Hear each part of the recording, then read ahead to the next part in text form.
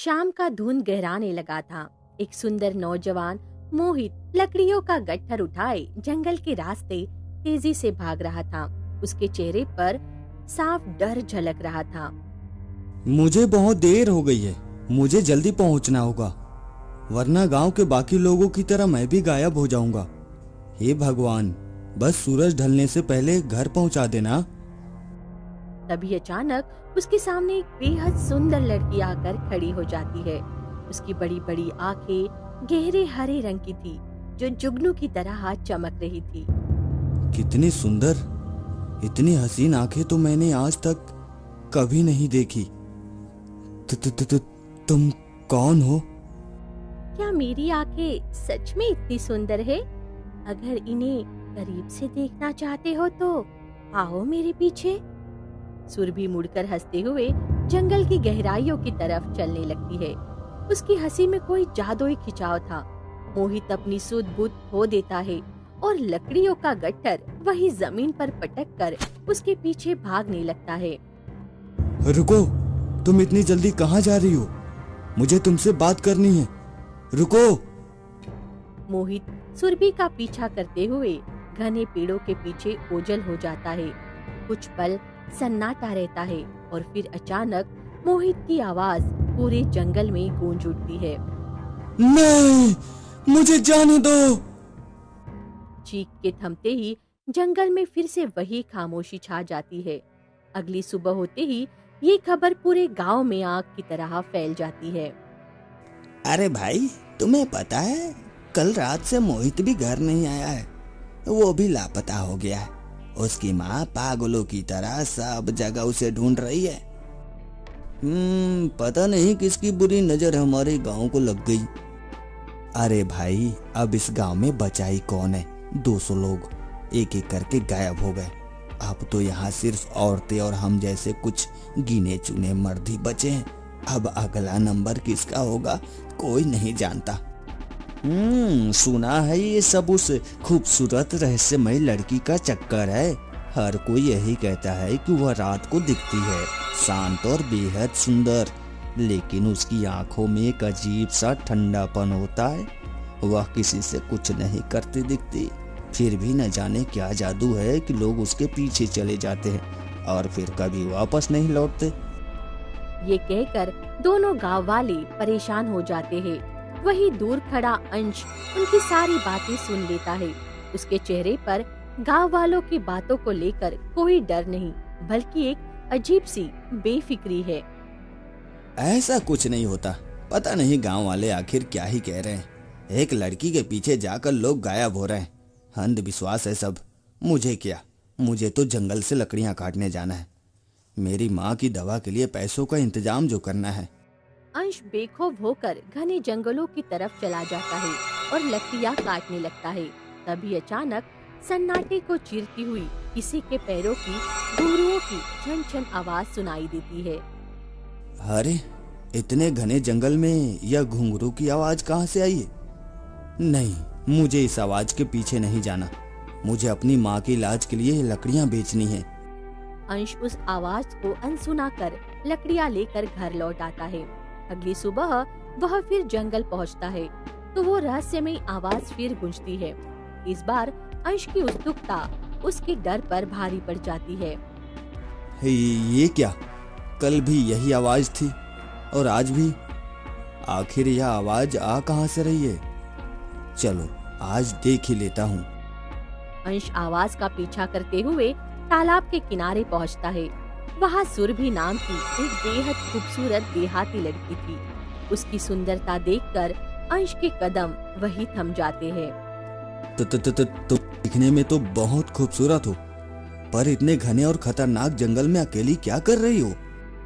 मैं तुम्हें कुछ नहीं बता सकती, पर लगता है तुम्हें मेरी खूबसूरती भा गई है, तभी तो तुम यहाँ तक खींचे चले आए हो। मेरे साथ चलो अंश, मैं तुम्हारे साथ अपना बाकी जीवन बिताना चाहती हूँ। नहीं, मुझे माफ कर दो। मेरी एक बूढ़ी और बीमार माँ है, मुझ पर उनकी जिम्मेदारी है। मैं अभी इन शादी विवाह के चक्करों में नहीं पड़ना चाहता। मुझे जाना होगा। रुको, तुम ऐसे नहीं जा सकते। मैं इतनी खूबसूरत हूँ, आज तक जिस भी लड़के ने मुझे देखा है उसने मुझे कभी ठुकराया नहीं। वे सब सम्मोहित होकर मेरे पीछे चले आए। तुम्हें भी मेरे साथ चलना ही होगा। नहीं, कुछ भी हो जाए मैं अपनी माँ को अकेला छोड़कर कहीं नहीं जा सकता। मेरी जिम्मेदारी मेरे लिए सबसे ऊपर है। अंश वहाँ से मुड़कर चला जाता है। सुरभि उसे जाते हुए देखती रह जाती है। उसकी आंखों में चमकने वाला वो ठंडापन अब बेचैनी में बदल चुका है। ऐसा कैसे हो सकता है? आज तक कोई मेरे जाल से नहीं बचा, फिर ये लड़का मुझे ठुकरा कर कैसे जा सकता है? अगर मैंने इसे अपने वश में नहीं किया तो मेरी वो बरसों पुरानी इच्छा कभी पूरी नहीं होगी। अंश वापस अपने घर आ जाता है। कई दिन बीत जाते हैं। सुरभि हर संभव प्रयास करती है, कभी अपनी सुंदरता से तो कभी अपनी मीठी बातों से, पर अंश अपनी जिम्मेदारी के आगे कभी नहीं झुकता। एक दिन सुरभि हार कर घने जंगल के बीच बैठकर फूट फूट कर रोने लगती है। अरे क्या हो गया? यह रो क्यों रही है? रोज तो ये इतने अच्छे से बात किया करती थी मुझे परेशान करने के लिए, लेकिन यार ये रो क्यों रही है? अंश उसके पास जाकर बैठ जाता है। अरे क्या हो गया? आज तुम इतना रो क्यों रही हो? तुम्हें मैं अपनी दिल की बात बताना चाहती हूँ, लेकिन तुम हो कि मुझ पर ध्यान ही नहीं देते। देखो मुझे माफ कर दो, मुझे किसी लड़की का दिल यूं नहीं तोड़ना चाहिए था। भले ही तुम कुछ भी कहो, लेकिन तुम हो बहुत सुंदर। बताओ आखिर क्या परेशानी है? तुम इस तरह एक प्रेम न मिलने की वजह से इतना रो क्यों रही हो? तुम चलो मेरे साथ। ठीक है, इतने दिनों से तुम कह रही हो तो चलो, आज मैं तुम्हारे पीछे जाने के लिए तैयार हूँ। इतना कहकर अंश और सुरभि दोनों वहाँ से निकल पड़ते हैं और घने जंगलों में होते हुए जाने लगते हैं। यह क्या? हम कहाँ जा रहे हैं? बस चलो तो सही। सुरभि उसे एक गुफा में ले जाती है, जहाँ बहुत सारे गांव वाले बेहोशी की अवस्था में पड़े रहते हैं, जिसे देखते ही अंश घबरा जाता है। यह क्या? यह सभी गांव वाले यहाँ बेहोशी की अवस्था में पड़े हुए हैं? मेरा सच कोई नहीं जान पाएगा। तुम भी बाकी सब की तरह यहाँ कैद हो जाओगे। देखो, तुम जो दिख रही हो वह हो नहीं। आखिर तुम्हारे अंदर कोई तो गहरा दर्द है। तुम्हें इसका पूरा सच जानना है तो तुम्हें मेरी पूरी कहानी जाननी होगी। हाँ, क्यों नहीं, मैं तुम्हारी पूरी कहानी जानने के लिए तैयार हूँ।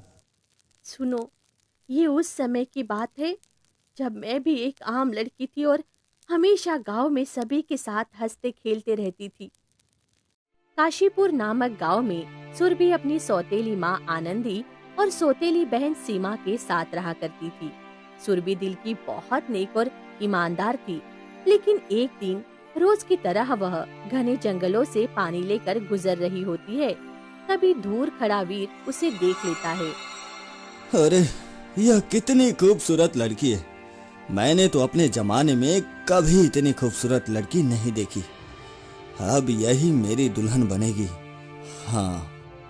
इतना कहकर वीर सुरभि के सामने आकर खड़ा हो जाता है। ये क्या? तुम कौन हो? मेरे रास्ते से हट जाओ। देखो, घबराओ मत, मैं तुमसे बहुत प्रेम करता हूँ। तुम्हारी पहली नजर ने ही मुझे तुम्हारा दीवाना बना दिया है। तुम मुझे अपना लो, मैं तुम्हें पूरा जीवन खुश रखूंगा। ये तुम क्या कह रहे हो? मैं एक मामूली से घर की बेटी हूँ और तुम इस गांव के सबसे बड़े सेठ धनीराम के बेटे हो। नहीं, हम दोनों का ये प्रेम और ये विवाह कभी संभव नहीं होगा। देखो, मैं दूसरे राज्य से पढ़कर आया हूँ और आज पहली बार मैंने तुम्हें देखा है। तुम्हें देखते ही मैं तुम्हें बहुत पसंद करने लगा हूँ और अब तुम्हारी जगह कोई और नहीं ले सकता। बस तुम हाँ बोल दो। वैसे तुम भी किसी राजकुमार से कम नहीं हो। अगर तुम मुझे अपनी पत्नी बनाने के लिए तैयार हो तो ये तो मेरे लिए सौभाग्य की बात है। चलो, इसने तो हाँ कर दी, यानी कि अब ये मेरी दुल्हन बन सकती है। चलो, मैं ये बात पिताजी को जाकर बताता हूँ। इतना कहकर वीर भागकर अपने घर आता है। क्या हो गया मेरा बेटा? आज तू इतना खुश क्यों है? पिताजी, मैंने एक लड़की पसंद कर ली है। आज हमारा पहला ही दिन था, लेकिन वो लड़की बहुत ही खूबसूरत है और वो भी मुझसे शादी करने के लिए तैयार हो गई है। हम दोनों शादी करना चाहते हैं। अच्छा, लगता है वह भी किसी सेठ की बेटी है, हैं? बताओ बताओ किसकी बेटी है वो? वह किसी सेठ की बेटी नहीं है, वह हमारे ही गांव के अरविंद काका की बेटी सुरभि है। बचपन में मैंने उसे देखा था, लेकिन अब तो उसकी सुंदरता किसी अप्सरा से कम नहीं है। नहीं, मैं उस गरीब लड़की को अपने घर की बहू कभी नहीं बनने दूंगा। नहीं पिताजी, कुछ भी हो जाए, पर मैं शादी करूंगा तो उसी से करूंगा। यह मेरा आखिरी फैसला है। इतना कहकर वीर कमरे के अंदर चला जाता है। कुछ भी हो जाए, मैं उस 2 कौड़ी की लड़की को अपने घर की बहू कैसे बना सकता हूँ? अब देखो मैं क्या करता हूँ। धनीराम परेशान होकर वहां से निकल पड़ता है और सीधे सुरभि के घर पहुंच जाता है। क्या हो गया सेठ जी, आज आप यहाँ? सब ठीक तो है ना? देखो आनंदी, तुम्हारी सौतेली बेटी सुरभि ने मेरे बेटे को अपने प्रेम जाल में फंसा लिया है। वह मेरे घर की बहू बनने का ख्वाब देख रही है, पर मुझे उसके जैसी गरीब लड़की अपनी बहू के रूप में नहीं चाहिए। तुम्हें उसे मेरे बेटे से दूर करना होगा। ठीक है सेठ जी, आप जैसा कहेंगे मैं वैसा ही करने के लिए तैयार हूँ। ये लो पोटली, मैंने जो कहा वह कार्य पूरा हो जाना चाहिए। और एक बात, अगर मेरे बेटे का पीछा उस लड़की से छूट गया तो मैं तुम्हारी बेटी सीमा की शादी एक बहुत ही अच्छे घर में करा दूंगा। ये तो बहुत खुशी की बात है सेठ जी। ठीक है, मैं ऐसा ही करूँगी। धनीराम वहाँ से चला जाता है। कमरे में सीमा ये सारी बातें सुन लेती है और बाहर आती है। माँ, सेठ जी ने तो बहुत अच्छा सौदा दिया है। हमें उस नालायक को अब रास्ते से हटाना ही होगा। उसके बदले हमें इतना धन मिलेगा और फिर हमें किसी चीज की कमी नहीं रहेगी। हाँ बेटी, तुम बिल्कुल ठीक कह रही हो। अब उसे हमारे बीच से हटना ही होगा। दोनों बातें कर ही रही होती है कि तभी सुरभि वहाँ आ जाती है। माँ, जो भी आपने कहा था मैंने वो सारा कर दिया है। देखो सुरभि, मैंने तुम्हारी शादी एक मछुआरे से तय कर दी है। कुछ दिनों में तुम दोनों की शादी होने वाली है। नहीं माँ, मैं किसी और से शादी नहीं कर सकती हूँ। देखो, अगर तुमने मेरी बात नहीं मानी तो मैं तुम्हें इस घर से निकाल दूंगी। समझ गई ना? तुम्हें हमारी बात माननी ही होगी। आनंद भी और सीमा वहाँ से चली जाती है। समय बीतता जाता है। दोनों मिलकर सुरभि को दिन रात परेशान करने लगती है और उसे मानसिक और शारीरिक रूप से कमजोर कर देती है। वहीं दूसरी तरफ वीर जंगल में सुरभि का इंतजार करते रहता है। यह क्या, अभी तक सुरभि नहीं आई? मैं कब से इंतजार कर रहा हूँ, पता नहीं वह ठीक भी होगी या नहीं। वीर मायूस होकर अपने घर वापस लौट आता है। तू कहाँ गया था रे? और ये क्या, अपनी हालत ऐसी कैसी बना ली है? मैं देख रहा हूँ कई दिनों से तू अपनी ही दुनिया में खोया रहता है। पिताजी, मुझे सुरभि कई दिनों से नहीं मिल रही है। मैं बस उसी के लिए परेशान हूँ। देख, मैं आज तुझे एक आखिरी बात कह रहा हूँ। अगर तुम उस लड़की को नहीं भूले तो तुम मुझे भूल जाना। मैं भी तुम्हारी माँ के पास चला जाऊंगा, जहाँ वो अभी है। नहीं पिताजी, ऐसा मत कहिए। भगवान के लिए ऐसा मत कहिए। आप माँ के पास नहीं जा सकते। अगर आप भी मुझे छोड़कर चले गए तो मैं यहाँ अकेले कैसे रहूंगा? अगर तुम मुझे अपने पास देखना चाहते हो तो मेरी बात मान लो। इतना कहकर वीर वहाँ से निकल पड़ता है और एक घने पेड़ के नीचे परेशान होकर बैठ जाता है। तभी इतने में सुरभि मिट्टी के घड़े में पानी लेकर वहाँ से गुजर रही होती है। यह क्या सुरभि, तुम इतने वक्त से कहाँ थी? मैं रोज तुम्हें ढूंढने आता था, पर तुम मुझे मिल ही नहीं रही थी। वीर, अब मैं और बर्दाश्त नहीं कर सकती। हम दोनों को ये गांव छोड़कर कहीं और चले जाना चाहिए। मैं तुम्हारे बिना नहीं रह सकती। मेरी माँ और मेरी बहन हमें कभी एक नहीं होने देंगे। वीर ये बात सुनते ही पीछे हट जाता है। क्या हो गया? तुम कुछ बोल क्यों नहीं रहे हो? मुझे माफ कर दो सुरभि, पर मैं तुम्हें अब अपनी पत्नी के रूप में नहीं अपना सकता। मैं अपने पिताजी को खोना नहीं चाहता। नहीं, ऐसा नहीं करो वीर। हम दोनों का प्रेम कितना गहरा हो गया है कि अब तुमसे दूर नहीं रह सकती हूँ। भगवान के लिए मुझ पर तरस खाओ। देखो, मैं चाहकर भी अब कुछ नहीं कर सकता। वीर रोते हुए वहाँ से चला जाता है। वो अपने पिता को चुन लेता है, जबकि उसे अपने पिता की साजिशों का हल्का आभास है। फिर भी वो पत्थर बन जाता है। सुरभि वहीं बैठकर फूट फूट कर रोने लगती है। हे भगवान, इसमें मेरी क्या गलती थी? मैंने अपनी माँ का प्यार खो दिया, अपने पिता का साया खो दिया। लेकिन अब जो मुझे ये प्रेम मिला था, मैं इसे यूं ही नहीं जाने दे सकती। मुझे सेठ जी से बात करनी ही होगी। सुरभि हिम्मत जुटाकर आगे बढ़ती है। तभी रास्ते में सेठ धनीराम उसके सामने आ जाता है। बड़ी आई थी एक गरीब की बेटी होकर हमारी हवेली की बहू बनने। अरे तुम गरीब हो और हमेशा गरीब ही रहोगी। तुम मेरे बेटे के पैरों की धूल के बराबर भी नहीं हो। आज के बाद फिर कभी मेरे बेटे के आसपास भी मत भटकना। ये आप कैसी बातें कर रहे हैं सेठ जी? आप तो उसके पिता है। आपने क्या चाल चली होगी वो आपका बेटा अच्छी तरह जानता है। फिर भी उसने अपने प्रेम को छोड़कर अगर आपको चुना है तो वो आपसे बहुत प्रेम करता है। क्या आपको अपने बेटे की रत्ती भर भी खुशी की फिक्र नहीं है? तुम जैसी दो कौड़ी की मामूली लड़की होकर मुझे सिखाओगी कि मुझे क्या करना चाहिए और क्या नहीं। मैं तुम्हें कभी अपने बेटे के करीब भी नहीं आने दूंगा। अब चली जाओ यहाँ से। और हाँ, मैंने ही अपने बेटे को मजबूर किया है कि वह तुमसे दूर हो जाए। तभी पीछे खड़ा वीर ये सारी बातें सुन लेता है और गुस्से में वहाँ आ जाता है। पिताजी, आप इस हद तक गिर सकते मैंने कभी नहीं सोचा था। हम दोनों के प्रेम को अलग करने के लिए आपने अपनी ही जान की कसम दी। मैं आपका यह गुरूर देखकर अब आपकी कोई बात नहीं मानने वाला हूँ। चलो सुरभि, अब हमें कोई अलग नहीं कर सकता। वीर सुरभि का हाथ पकड़कर वहाँ से जाने लगता है। धनीराम उन्हें जाते हुए गुस्से से देखता रह जाता है। ये दोनों मुझे इस तरह बेइज्जत नहीं कर सकते। अब देखो मैं क्या करता हूँ। अगला दिन होता है। सेठ धनीराम एक सोची समझी साजिश के तहत गांव के चौपाल पर पहुंचता है और परेशान होने का नाटक करता है। क्या हो गया सेठ जी? आप बहुत परेशान दिख रहे हैं। भाइयों, अनर्थ हो गया। मेरे दो आदमी गायब हो गए हैं और उन्हें गायब होते समय मैंने सुरभि को वहीं देखा था। वह जरूर कोई काला जादू करती है। वह कोई साधारण लड़की नहीं है। क्या सच में सुरभि काला जादू करती है? अरे ये तो हमारे गांव के साथ बहुत बड़ा अन्याय है। तभी पीछे से आनंदी और सीमा भी वहां आ जाती है और आग में घी डालने का काम करती है। हाँ, आप लोग बिल्कुल ठीक कह रहे हैं।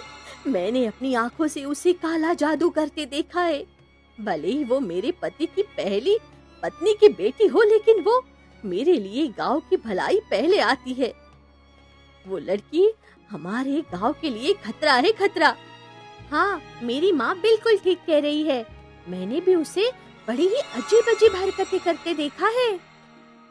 फिर तो उसे इसकी सजा मिलेगी। जाओ, उसे पकड़कर यहाँ लाओ। कुछ ही देर में गांव वाले सुरभि को चौपाल पर ले आते हैं। सुरभि डरी हुई और हैरान थी। ये क्या? आप लोग मुझे यहाँ क्यों लाए हैं? मेरा कसूर क्या है? आनंदी उसे सारी बातें बता देती है कि उस पर काला जादू करने का आरोप है।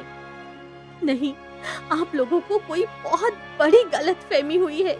मैंने ऐसा कुछ नहीं किया है। मैं बेकसूर हूँ। लेकिन गुस्से में अंधे हो चुके गांव वाले उसकी एक नहीं सुनते। वे उसे बुरी तरह घायल कर देते हैं। तभी वीर वहां पहुंचता है, पर वो भी धनीराम की बातों में आ चुका था। यह क्या सुरभि? मैं तुम्हारे लिए पूरी दुनिया से लड़ने को तैयार था, लेकिन तुमने गलत रास्ता अपनाया। ऐसी लड़की को मैं अपनी पत्नी के रूप में कभी नहीं अपना सकता। वीर वहां से मुंह फेर कर चला जाता है। गांव वाले सुरभि को घायल अवस्था में घने जंगल के एक पुराने पेड़ के नीचे ले जाकर छोड़ देते हैं। चलो, अब कुछ ही देर में यह हमारे बीच से चली जाएगी, फिर हमें किसी बात की चिंता नहीं रहेगी। सभी गांव वाले सुरभि को घायल हालत में छोड़कर चले आते हैं। सुरभि दर्द से कहरा रही होती है। तभी वहाँ एक रहस्यमयी बूढ़ी औरत प्रकट हो जाती है। अरे, तुम कौन हो बेटी, और तुम्हारी ये हालत? अरे, तुम तो बहुत ही घायल हो चुकी हो। रुको, मैं तुम्हारी मदद करती हूँ। वो बूढ़ी औरत सुरभि के पास बैठ जाती है और उसके जख्मों को साफ करने लगती है। कुछ ही पलों में सुरभि पूरी तरह ठीक हो जाती है। ये क्या, मैं इतने जल्दी ठीक कैसे हो गई, और आपने मुझे क्यों बचाया? बेटी, इस तरह हार मानने से कुछ नहीं होता। बताओ, आखिर तुम्हें क्या परेशानी है? सुरभि रोते हुए अपनी सौतेली माँ, बहन और वीर के धोखे की सारी कहानी सुना देती है। तुम्हारी सौतेली माँ ने भी तुम्हारा साथ नहीं दिया। देखो बेटी, ये दुनिया सिर्फ डर की भाषा समझती है।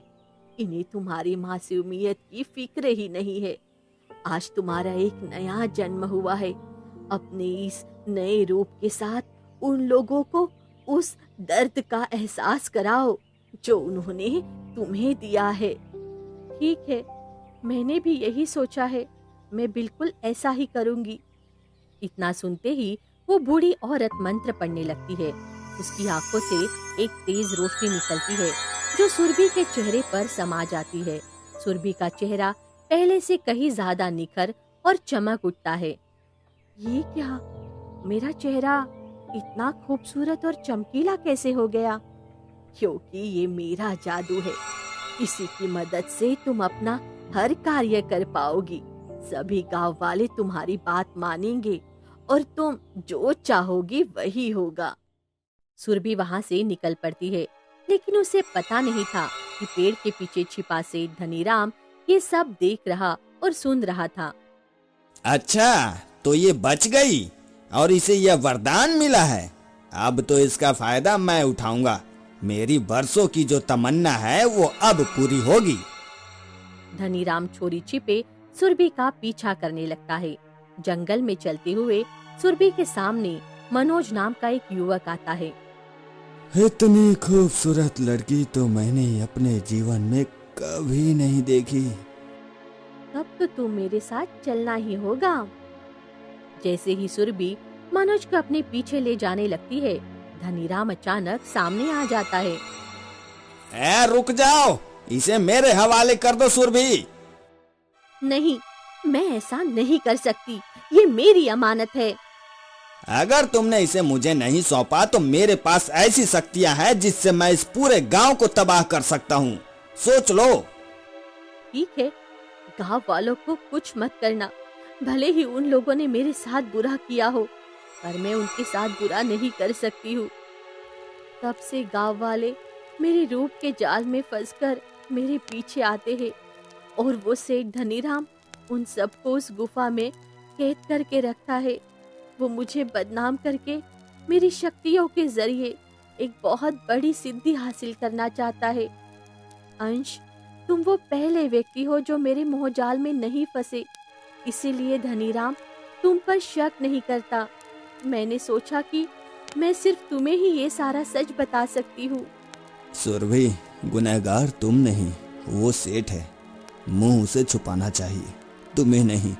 चलो, आज यह सच सबके सामने लाना ही होगा। अंश और सुरभि गांव के चौपाल पर पहुंचते हैं। बरसों बाद सुरभि को जीवित देख गांव वालों के होश उड़ जाते हैं। यह तो वही सुरभि है। यह यहाँ कैसे, और यह जिंदा है? जैसे ही एक गांव वाला गुस्से में आगे बढ़ता है, अंश उसे रोक देता है। रुक जाइए, आप लोगों को पूरा सच नहीं पता। जिसे आप जादूगर नहीं समझ रहे हैं, वो सेठ धनीराम की साजिशों की शिकार है। उसने हमारे गांव के 200 लोगों को एक गुफा में कैद कर रखा है। नहीं सेठ जी, ऐसा कभी नहीं कर सकते। अगर यकीन नहीं है तो मेरे साथ चलिए, अपनी आंखों से धनीराम का काला सच देख लीजिए। अंश और सुरभि सभी गांव वालों को लेकर उस गुप्त गुफा के पास पहुंचते हैं। जब गांव वाले अंदर जाकर अपने लापता परिजनों को बेहोशी की हालत में देखते हैं, तो उनका गुस्सा 7वें आसमान पर पहुंच जाता है। तभी वहां धनीराम आ धमकता है। सेठ जी, हमने आपको देवता माना और आपने हमारे ही बच्चों को अपनी हवस और शक्तियों के लिए यहाँ कैद किया। अब आप इसी गुफा में कैद रहेंगे। तभी भीड़ को चीरते हुए वीर सामने आता है। वो अपने पिता की घिनौनी करतूतों को देखकर टूट चुका था। मुझे शर्म आती है कि मैं आपका बेटा हूँ पिताजी। आपकी वजह से मैंने अपनी सुरभि को गलत समझा और उसे मरने के लिए छोड़ दिया। मुझे आपसे नफरत है। माफ कर दे बेटा, मैं तो बस अमर होना चाहता था। मेरी इच्छा पूरी होने ही वाली थी। ऐसे इसी गुफा में डाल दो, यही इसकी सजा है। गांव वाले धनीराम को पकड़कर अंदर डाल देते हैं। इसके बाद वीर और गांव वाले सुरभि के सामने हाथ जोड़कर खड़े हो जाते हैं। सुरभि, मुझे माफ कर दो। मैं कायर था जो अपनों की बातों में आ गया। हाँ, बिन माफियों का क्या मोल। जब मुझे आपकी सबसे ज्यादा जरूरत थी, तब आप सबने मुझे ठुकरा दिया था। मुझे पत्थर मारे गए थे। मेरी आत्मा तो उसी दिन मर गई थी जिस दिन आपने मुझसे मुंह मोड़ लिया था। तभी पीछे से भागती हुई आनंदी और सीमा आती है और सुरभि के पैरों में गिर जाती है। बेटी, हमें माफ कर दे। जब से हमने तेरे साथ पाप किया है, सीमा की हालत बहुत खराब रहने लगी है। हमें बख्श दे बेटा। ऊपर वाला सब देखता है माँ। आपने जो बोया था वही काट रही है। मुझे अब ना आपसे कोई शिकायत है और ना ही इस गांव से कोई उम्मीद। जिस दिन तुमने मुझे अकेला छोड़ दिया था ना, उसी दिन तुम्हारी सुरभि मर गई थी। सुरभि वहां से मुड़कर जाने लगती है। वीर और बाकी गांव वाले लोग उसे पुकारते रह जाते हैं, लेकिन वो पीछे मुड़कर नहीं देखती। तभी अंश आगे बढ़ता है और पूरे गांव के सामने चिल्ला कर कहता है। रुक जाओ सुरभि, इन लोगों ने तुम्हें नहीं पहचाना, पर मैंने तुम्हारी रूह को देखा है। तुम्हारे साथ जो हुआ वो गलत था, पर मैं तुम्हें अपनी पत्नी के रूप में पूरे सम्मान के साथ अपनाना चाहता हूँ। क्या तुम मेरे साथ चलोगी? अंश, मेरा प्रेम से विश्वास उठ गया है। मैं बस सबको सच बताना चाहती थी कि वो सेठ कितना घिनौना खेल खेल रहा था। मैं अब वो साधारण सुरभि नहीं रही। मुझे उस जादुई सुरभि से ही प्रेम है जिसने अपनी तकलीफ के बावजूद गांव वालों की भलाई सोची। अंश सबके सामने सुरभि का हाथ थाम लेता है। वो उसे वही सम्मान देता है जिसके लिए वो बरसों से तरस रही थी। दोस्तों, आपको हमारी ये कहानी कैसी लगी? हमें कमेंट बॉक्स में ज़रूर बताइए। आपकी कमेंट्स हमारे लिए बहुत मूल्यवान है। इसी तरह हमारे चैनल की अच्छी अच्छी और प्यारी प्यारी कहानियाँ सुनने के लिए हमें लाइक और सब्सक्राइब करना बिल्कुल मत भूलिएगा। धन्यवाद।